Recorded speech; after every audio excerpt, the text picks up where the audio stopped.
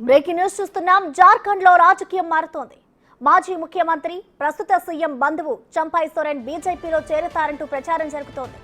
ఢిల్లీలో బీజేపీ అగ్రనేతలతో సమావేశమై కాషాయ తీర్థం పుచ్చుకుంటారని, ఆయనతో పాటు కొందరు అధికార పార్టీ జేఎంఎం ఎమ్మెల్యేలు కూడా చేరుతారని తెలుస్తోంది. తాను ఎక్కడ ఉన్నానో అక్కడే ఉంటారని శనివారం చంపై సోరెన్ కామెంట్ చేసిన కొన్ని గంటల్లోనే ఢిల్లీ వెళ్లడం ప్రాధాన్యత సంతరించుకుంది.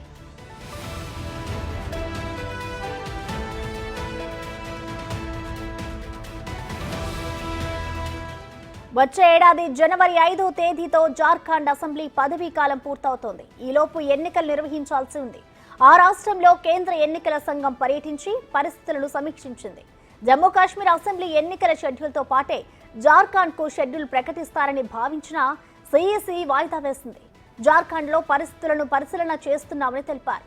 ఈ క్రమంలో అసెంబ్లీ పదవీ కాలం కూడా ముగుస్తున్న నేపథ్యంలో అక్కడి రాజకీయం మారుతోంది.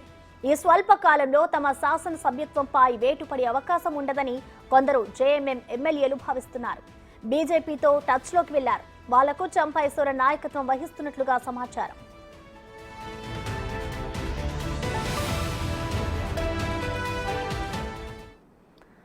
ఇదే అంశానికి సంబంధించిన మరింత సమాచారాన్ని మా ప్రతినిధి శివ లైవ్ ద్వారా అందిస్తారు. శివ, చెప్పండి. చంపై సోరెన్ బీజేపీలో చేరుతారంటూ కూడా ప్రచారం అయితే సాగుతోంది. దీనికి సంబంధించిన డీటెయిల్స్ ఎలా ఉన్నాయి? కంప్లీట్ అప్డేట్స్ ఎప్పటికొచ్చే అవకాశం కనిపిస్తుంది అనుకోవచ్చు శివ? రైట్ ప్రసన్న, జార్ఖండ్ ప్రభుత్వంలో మళ్ళీ ముసలం మొదలైంది. జార్ఖండ్ రాజకీయాల్లో మాజీ సీఎం చంపై సోరెన్ హేమంత్ సోరెన్కు షాక్ ఇవ్వబోతున్నారంటే తాజా రాజకీయ పరిస్థితులు చూస్తుంటే మాత్రం అర్థమవుతోంది.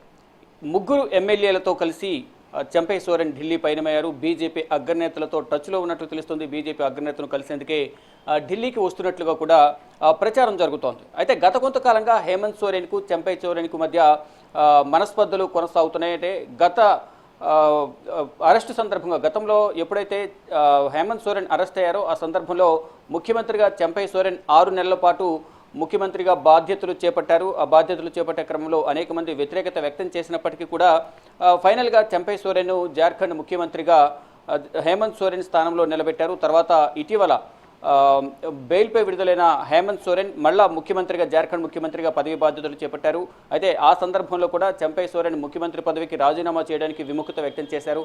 అయిష్టంగానే చంపై సోరెన్ తన ముఖ్యమంత్రి పదవికి రాజీనామా చేశారు. ఇక అప్పటి నుంచి కూడా ఒకవైపు మంత్రివర్గంలో మంత్రిగా ఉన్నప్పటికీ కూడా హేమంత్ సోరెన్కు సహకరించడం లేదు. తనకంటూ ఒక కోటరిని ఏర్పరచుకునేందుకు ప్రయత్నిస్తున్నారనేది గతం నుంచి కూడా కొన్ని విమర్శలు అయితే వస్తున్నాయి. దానిలో భాగంగానే ఎన్నికలు కూడా త్వరలోనే ఎన్నికలు రాబోతున్నాయి. జార్ఖండ్లో అసెంబ్లీ ఎన్నికలు 81 అసెంబ్లీ నియోజకవర్గాలు ఉన్న జార్ఖండ్ రాష్ట్రంలో త్వరలోనే ఎన్నికలు రాబోతున్నాయి. ఈ నేపథ్యంలోనే ముందుగానే తనకంటూ సపరేట్ కోటని ఏర్పాటు చేసుకుని తనకంటూ ఒక అనుచర వర్గాన్ని క్రియేట్ చేసుకుని వేరే పార్టీకి వెళ్లడం ద్వారా తనకంటూ ఒక సముచిత స్థానం లభిస్తుందని యోచిస్తున్న చంపై సోరెన్ వర్గం బీజేపీతో టచ్లోకి వెళ్ళింది. దానికి సంబంధించి ఇప్పటికే అంతర్గతంగా చర్చలు కూడా ముగిసాయి. దానిలో భాగంగానే కొన్ని కీలక చర్చలు జరిపేందుకు ఢిల్లీ వచ్చినట్లుగా తెలుస్తుంది. ప్రజెంట్ ఆయనతో పాటు ముగ్గురు ఎమ్మెల్యేలు చంపై సోరెన్ మరికొంతమంది అనుచర వర్గం ఢిల్లీ బయలుదేరి వచ్చారు. ఇటు బీజేపీకి సంబంధించిన బీజేపీ అగ్రనేతలతో కలిసే అవకాశం కనిపిస్తోంది. మరోవైపు ఇటు జార్ఖండ్కు ఎన్నికల కో ఇన్ఛార్జిగా ఉన్న అస్సాం ముఖ్యమంత్రి హేమంత్ బిశ్వ శర్మ కూడా ఆయనతో టచ్లో ఉన్నట్టు తెలుస్తుంది. కానీ హేమంత్ సోరెన్కు సంబంధించి గతంలో జైలుకు వెళ్ళిన సందర్భంలో చంపై సోరెన్ 6 నెలల పాటు ముఖ్యమంత్రిగా బాధ్యతలు చేపట్టారు, సక్రమంగా నిర్వర్తించారు. చాలా అభివృద్ధికి సంబంధించి కూడా అనేక నిర్ణయాలు తీసుకున్నారు, సక్రమ మార్గంలో పాలన కొనసాగించారనే కితాబ్ అయితే చంపై సోరెన్కు హేమంత్ బిశ్వ శర్మ ఇస్తున్నారు. అంటే తమ పార్టీలోకి ఆహ్వానిస్తూనే ఇండైరెక్ట్గా తమకు తెలియదంటూ కూడా వారు చెప్తూ ఉన్నారు. మొత్తంగా చూసుకుంటే జార్ఖండ్ రాజకీయాల్లో మరొకసారి హేమంత్ సోరెన్కు చంపై సోరెన్ షాక్ ఇవ్వబోతున్నట్టు తెలుస్తుంది. గతంలో కూడా ఎన్నికల జైలుకు వెళ్లే సందర్భంలో కూడా కుటుంబంలో కూడా ఈ ముఖ్యమంత్రి పదవి గురించి కొంత వివాదం నెలకొంది. హేమంత్ సోరెన్ భార్య కల్పనా సోరెన్కు ముఖ్యమంత్రి పదవి ఇవ్వాలని గతంలో అందరూ అనుకున్నారు హేమంత్ సోరెన్ జైలుకు వెళ్లిన సందర్భంలో. కానీ కల్పనా సోరెన్ ఒకసారి కూడా ఎమ్మెల్యేగా గెలవలేదు. నేను 3 సార్లు ఎమ్మెల్యేగా గెలిచాను కాబట్టి నాకే ముఖ్యమంత్రి పదవి ఇవ్వాలంటూ హేమంత్ సోరెన్ అన్న భార్య సీతా సోరెన్ వ్యతిరేకించిన నేపథ్యంలోనే కుటుంబంలో కాకుండా బయట వ్యక్తికి చంపై సోరెన్కు ముఖ్యమంత్రి పదవి ఇచ్చారు.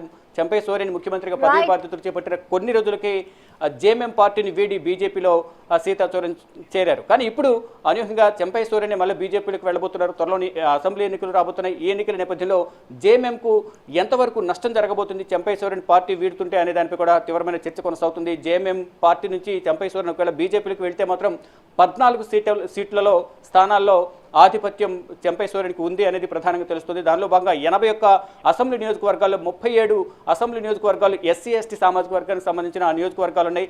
ఇటువంటి నియోజకవర్గాల్లో చెంపై సోరెన్ బీజేపీలోకి రావడం వల్ల గిరిజనుల ఓట్లన్నీ కూడా తమకే వస్తాయి.